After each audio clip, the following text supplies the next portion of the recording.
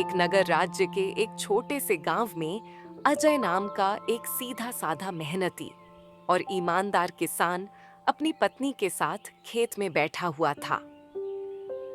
देखना हमारी फसल इस साल बहुत अच्छी होगी। हाँ, क्योंकि मेरी मेहनत के साथ साथ मेरे खेत की जमीन पर तुम्हारी मेहनत का पसीना भी शामिल है, कविता। हाँ। नहीं, सारे गांव में केवल तुम ही मेहनती और ईमानदार हो। तुम्हारे पास जमीन तो कम है, लेकिन तुम्हारा दिल बहुत बड़ा है। कुछ देर बाद दोनों पति पत्नी घर चले गए।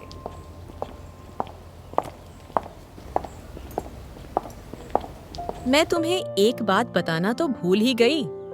घर में लकड़ियां खत्म हो गई हैं। अरे चिंता मत करो, मैं कल सुबह सबसे पहले जंगल में लकड़ियां काटने के लिए ही चला जाऊंगा। ठीक है ना? ले आऊंगा। चलो अब। अगली सुबह अजय लकड़ियां काटने के लिए जंगल चला गया। अजय एक पेड़ पर कुल्हाड़ी चलाने ही वाला था कि तभी उसने देखा झाड़ियों में एक घायल बंदर करा रहा था।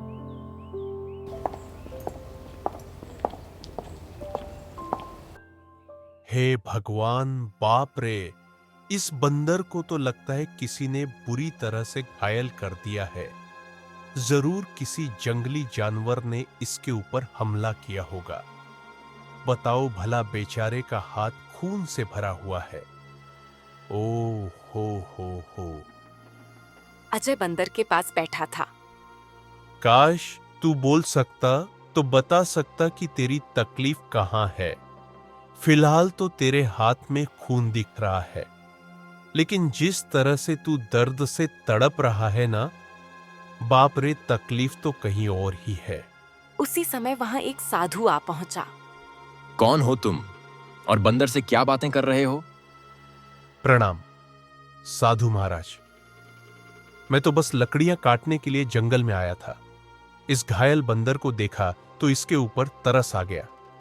लगता है किसी जंगली जानवर ने हमला किया है इसके ऊपर। देखिए ना, इसके हाथ से खून बह रहा है, लेकिन जिस तरह यह दर्द से तड़प रहा है, मुझे तो लगता है कि इसे कहीं और ही तकलीफ है। बहुत कम इंसान होते हैं जिनके मन में जानवरों के प्रति इंसानियत होती है। रुको रुको रुको। ओम। इतना बोलकर साधु मंत्र पढ़ने लगा। अचानक रंग बिरंगी किरणों से बंदर का जख्म सही हो गया। हाँ, अब यह बंदर तुम्हें बता सकता है कि इसकी तकलीफ कहाँ है। इतना बोलकर साधु वहां से चला गया। बंदर उठकर खड़ा हो गया। मेरे कंधे में बहुत दर्द हो रहा था। हाँ, अब अच्छा लग रहा है। एक शेर ने मुझ पर हमला किया। मैं बचने के लिए दूसरे पेड़ में कूदा। शेर का पंजा मेरे हाथ में लगा और मेरा हाथ घायल हो गया। मैं पेड़ ही नहीं पकड़ पाया और मैं जैसे ही नीचे गिरा, बाप रे बाप, मेरे कंधे में बहुत चोट लग गई थी। अरे तुम तो बिल्कुल मनुष्य की आवाज में बात कर रहे हो। यह कैसे संभव हुआ? जब साधु ने मंत्र पढ़ा ना, तब मुझे ऐसा लगा कि मेरे अंदर बात करने की शक्ति आ गई है। मैंने बोला और मेरी आवाज तुम तक पहुंच गई। लगता है यह चमत्कार साधु बाबा ने किया है। हाँ। अच्छा ये बताओ, तुम मेरे घर पे चलोगे? ओहो, अब तुमने मेरी जान बचाई है, तो अब तो मैं तुम्हारे साथ ही चिपक गया हूं। मतलब मैं तुम्हारे साथ ही रहूंगा। और क्योंकि मैं इंसानों की तरह बात करने लगा हूं, तो मैं बंदरों से अब तो अलग हो गया हूं ना। क्या करूंगा उन बंदरों के साथ रहकर? अब तुमसे बातें करूंगा जी भर के। चलो, तुम मेरा कोई अलग नाम भी रख सकते हो। बताओ बताओ, मेरा क्या नाम रखोगे? बड़े मजे की बातें करते हो तुम। चलो ठीक है, मैं तुम्हें आज से वीरू कह के पुकारूंगा। क्यों? कैसा नाम है? अच्छा नाम है ना? हाँ, अच्छा नाम है। चलो चलो चलो चलो, घर चलते हैं।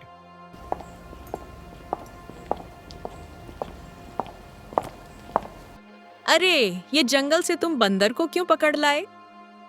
अजय पूरी घटना कविता को बताने लगा। क्या वास्तव में बंदर बात कर सकता है? अरे तुम स्वयं पूछ लो। क्या नाम है तुम्हारा? मेरा नाम वीरू है। अजय ने मेरी जान बचाई है और अब मैं उसका साथी हूं। साथी क्या, अब तो मैं तुम्हारे परिवार का हिस्सा हूं। हाँ। कविता आश्चर्य में पड़ गई। समय बीतने लगा। वीरू की मौजूदगी घर में नई जान ले आई थी। धीरे धीरे वीरू कविता के काम में हाथ बटाने लगा। वीरू अब अजय का सच्चा साथी बन चुका था। एक दिन वीरू अजय से बोला, अजय, अब मैं भी तुम्हारे साथ खेत में चलूंगा। क्या करूंगा घर में बैठे बैठे, मुझे भी चलना है। अरे वीरू, खेत का काम आसान नहीं होता, बहुत मेहनत लगती है। क्या करोगे तुम वहां पे? अरे क्या करूंगा, क्या मैं भी तुम्हारे साथ मेहनत करूंगा? और क्या क्या मुझे कम मेहनती समझा है क्या? बस डर ये है कि गांव वालों ने तुम्हें बोलते हुए देख लिया ना, तो वो न जाने क्या समझेंगे।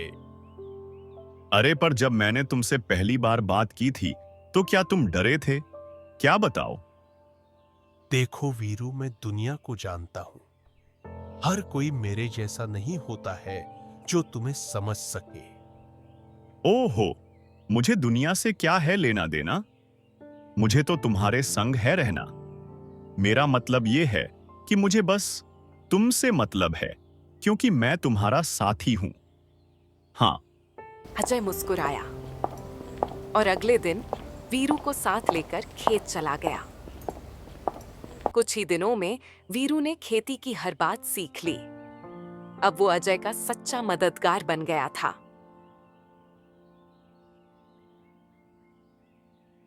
अजय, अरे आज की मिट्टी तो बहुत भारी लग रही है। वीरू, अब तो तू पक्का किसान बन गया है। मिट्टी का भी फर्क समझने लगा है। हाँ। वीरू की बात अब गांव में फैलने लगी थी और यह बात आखिरकार पहुंची जमींदार वीर सिंह के कानों तक।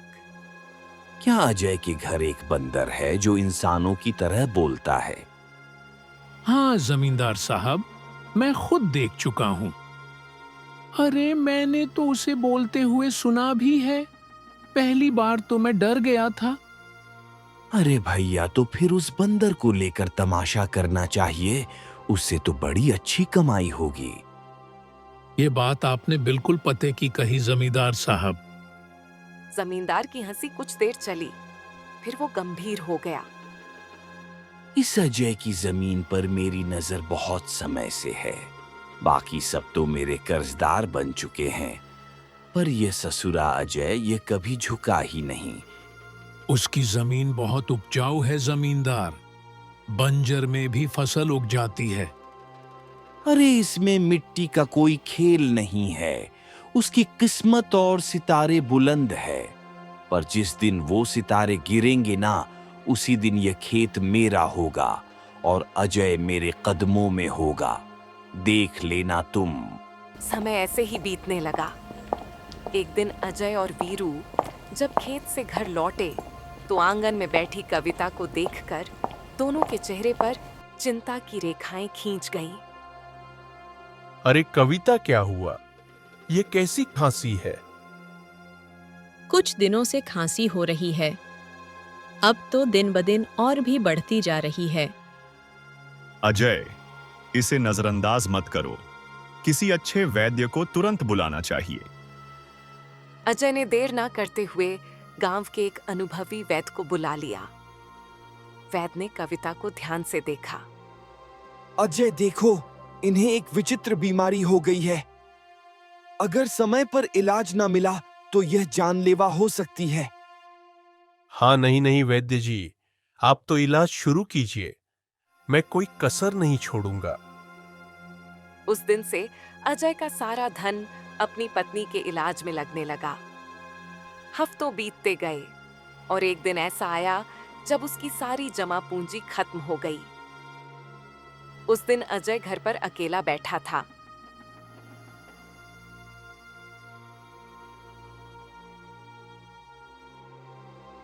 ऐसे उदास मत बैठिए, मैं अपने आप ठीक हो जाऊंगी।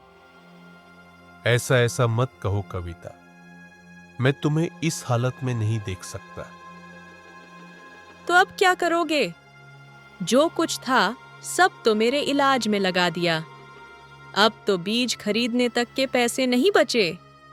अजय सिर झुकाए बैठा था। तभी वीरू तेजी से दौड़ता हुआ आया। आह!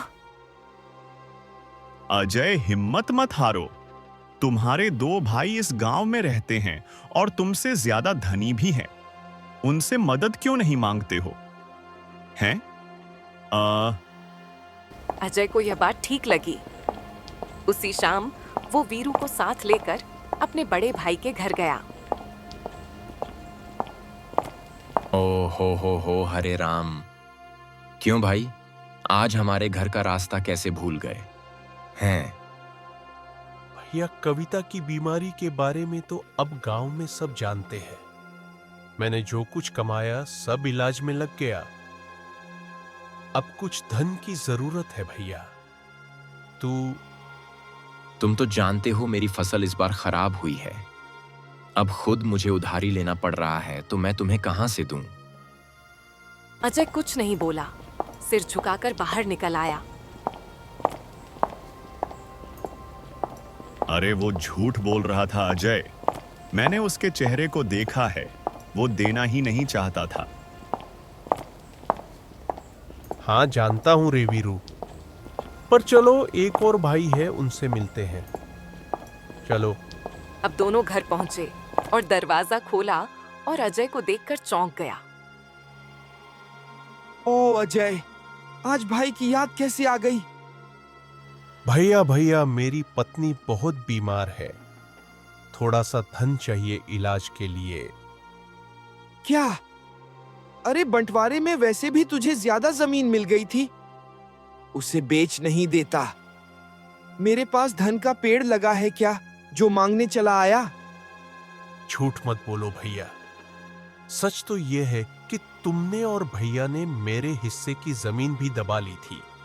मुझे 6 बीघा जमीन मिलनी थी, बस 2 ही बीघा मिली है, 2 बीघा। अरे निकल जा यहां से। अगर कर्ज लेना है तो जमींदार के पास जा। मुंह उठा के चले यहां से। भाग यहां से। कैसे भाई हैं तुम्हारे अजय? एक भी मदद को तैयार ही नहीं है। हाँ, इस दुनिया में इंसान ऐसे ही होते हैं। मतलबी अपना पराया कुछ नहीं देखते। तो अब क्या करोगे? क्या जमींदार के पास जाओगे? हाँ, मजबूरी है वीरू। मैं नहीं जाना चाहता था, इसीलिए तुम्हारे कहने पर भाइयों के पास गया। अब तुम ही बताओ, मेरे पास और क्या रास्ता बचा है? बताओ। अगले दिन अजय और वीरू जमींदार की हवेली में जा पहुंचे। उम्मीद उसे कम थी, मगर अपनी पत्नी की खातिर उसने खुद को झुका दिया था।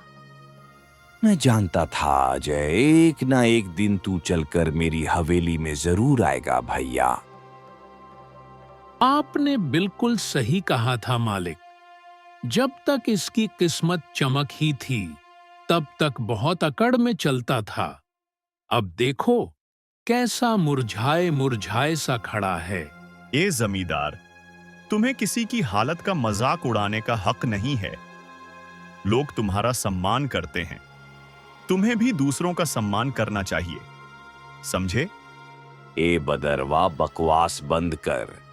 तू इंसानों की तरह बोलता है, इसका मतलब यह नहीं है कि तू इंसान बन गया है, समझा? हाँ भैया अजय, बताओ क्यों आए हो? क्या बताएं? आपको तो सब पता है। मेरी पत्नी बीमार है। सारा धन इलाज में चला गया। कुछ धन की आवश्यकता है। अच्छा, धन चाहिए तो भैया मेरी शर्तें सुन लो। ब्याज 50% और बदले में कुछ गिरवी रखना होगा।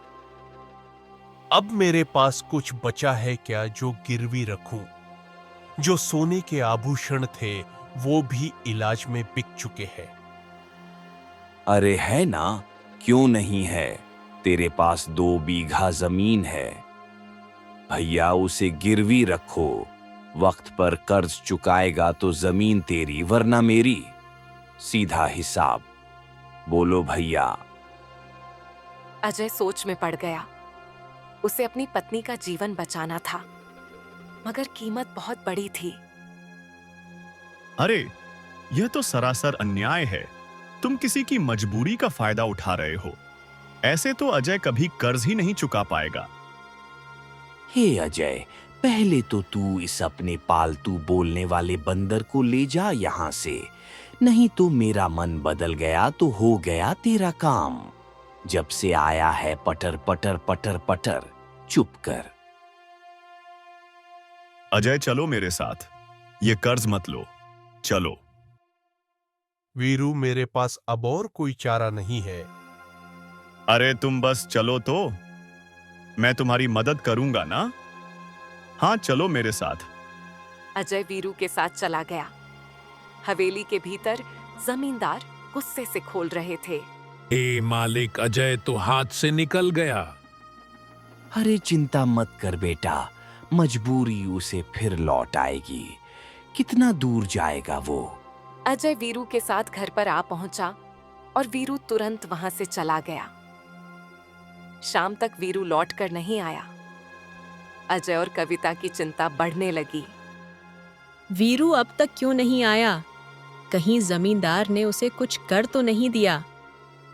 अरे पता नहीं कहाँ गया। मेरा मन भी बड़ा बेचैन है।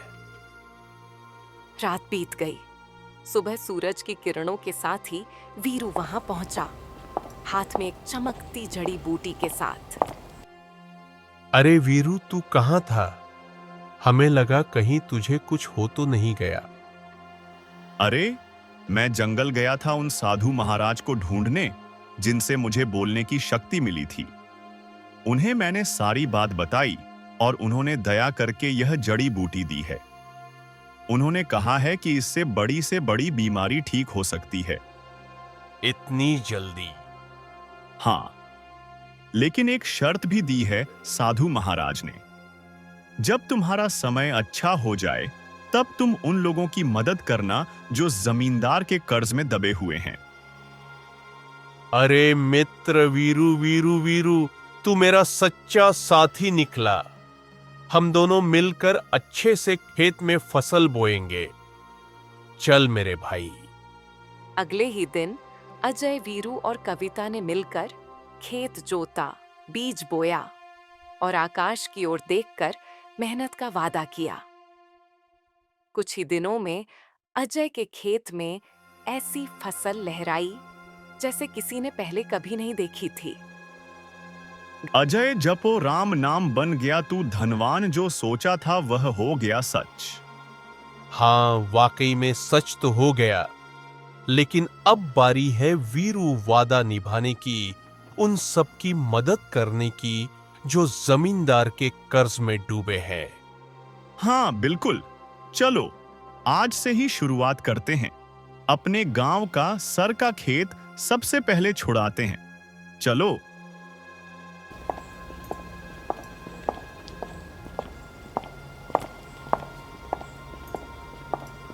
अजय और वीरू ने अपना मुनाफा इकट्ठा किया और एक एक कर गांव वालों का कर्ज चुकाने लगे।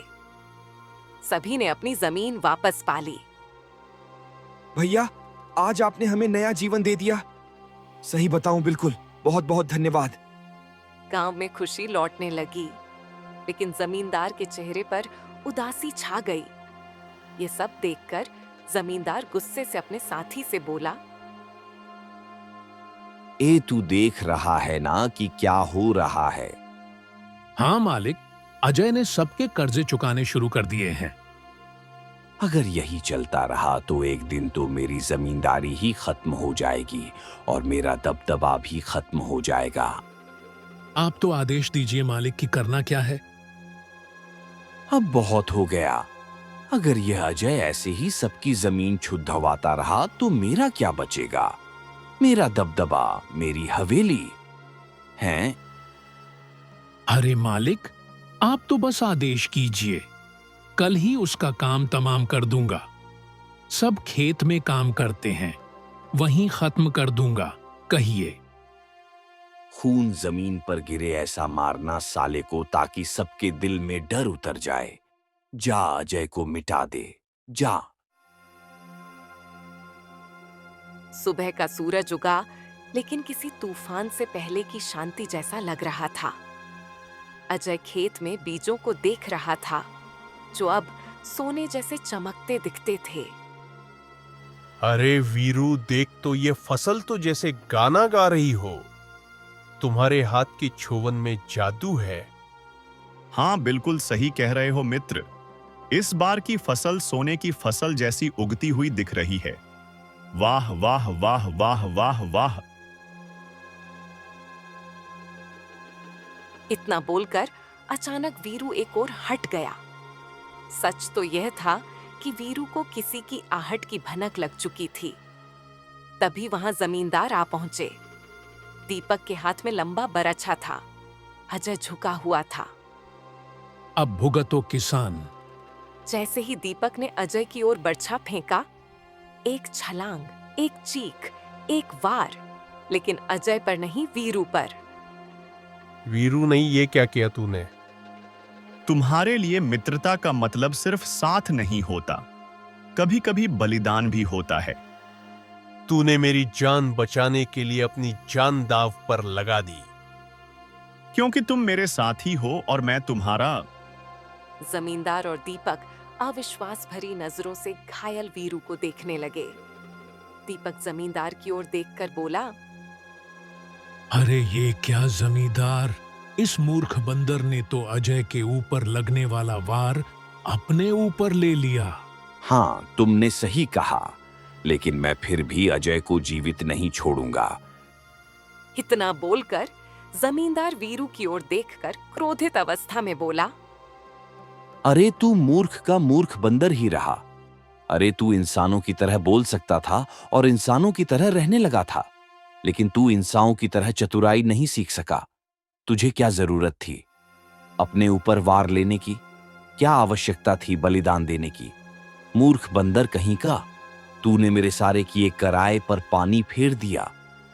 लेकिन तुझे क्या लगता है कि मैं अजय को जीवित छोड़ दूंगा? नहीं, मैं अजय को जीवित बिल्कुल नहीं छोड़ूंगा, क्योंकि उसकी वजह से ही मेरा गांव में दबदबा समाप्त हुआ है। तेरा यह बलिदान बेकार जाएगा रे मूर्ख बंदर। रुक जा।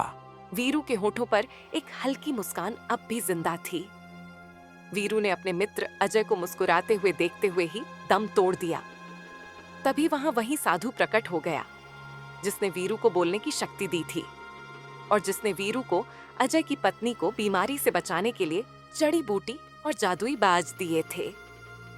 साधु क्रोधित अवस्था में जमींदार और दीपक की तरफ देखकर बोला, जिसने निर्दोष की जान ली, उसका पाप अब उससे बदला मांगेगा। जमींदार और दीपक, तुम दोनों ने बहुत बड़ा पाप किया है। तुम्हें इस संसार में खुलेआम रहने का कोई अधिकार नहीं है। तुम दोनों समाज के लिए खतरा हो। रुक जाओ। इतना बोलकर साधु की क्रोधित आंखों से रंग बिरंगी किरणें निकलकर दीपक और जमींदार के शरीर पर पड़ने लगी और अगले ही पल उनके शरीर में आग लग गई। कुछ ही देर में वो दोनों जलकर राख हो गए। हाँ, तुम्हारा और वीरू का साथ यहीं तक लिखा था अजय। लेकिन साधु महाराज, जमींदार के साथी दीपक ने मेरे ऊपर हमला किया था, लेकिन वीरू ने उसे अपने शरीर पर ले लिया। हाँ, क्योंकि वह तुम्हारा सच्चा साथी था। जाते जाते वीरू ने अपनी मित्रता का कर्ज चुका दिया। अपने साथी को कभी नहीं भूलना अजय। इतना कहकर साधु रंग बिरंगी किरणों में वहां से गायब हो गया। गांव वाले नम आंखों से वीरू के बलिदान की सराहना करने लगे।